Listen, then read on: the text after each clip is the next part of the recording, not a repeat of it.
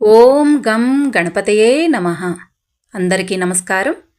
ఈరోజు ఈ వీడియోలో మనం అన్ని రంగాలలో అభివృద్ధి, అత్యున్నత స్థాయి ప్రసాదించే శ్రీ సృష్టి గణపతి మరియు హేరంబ గణపతి ధ్యాన శ్లోకాలను, వాటి యొక్క అర్థాలను మరియు వీటిని పఠించడం ద్వారా పొందే ప్రతిఫలాలను తెలుసుకుందాం.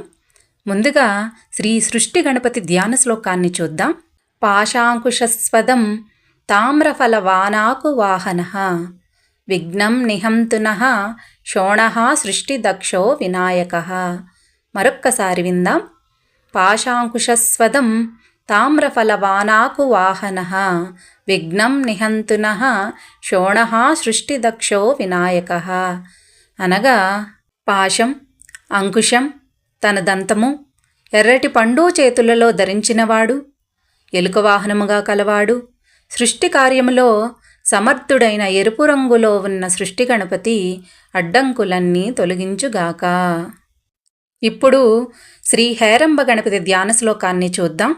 అభయవరద హస్తః పాశదంతాక్ష మాలాశృణి పరశు దదానో ముత్కరం మోదకం చ ఫలమధిగత సింహః పంచమాతంగ వక్తో గణపతిరతి గౌరః పాతు హేరంబ నామా.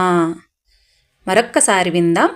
అభయవరద హస్తః పాశదంతాక్ష మాలాశృణి పరశు దదానో ముద్గరం మోదకం చ ఫలమధిగత సింహః పంచమాతంగ భక్తో గణపతిరతి గౌరః పాతు హేరంబ నామా.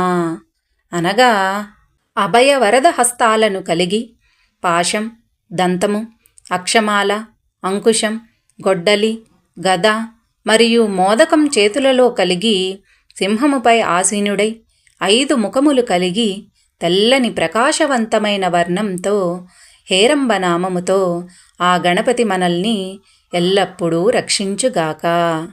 ఇప్పుడు ఈ మంత్రాలను పఠించడం ద్వారా పొందే ఫలితాలను తెలుసుకుందాం. ఈ మంత్రాలను నిత్యం శ్రద్ధాభక్తులతో పఠించడం ద్వారా అడ్డంకులు తొలుగును, ఆపదలు ప్రమాదాల బారి నుండి రక్షణ కలుగును, అన్ని రంగాలలో అభివృద్ధి, అత్యున్నత స్థాయి లభించును. ఓం గం గణపతయే నమః.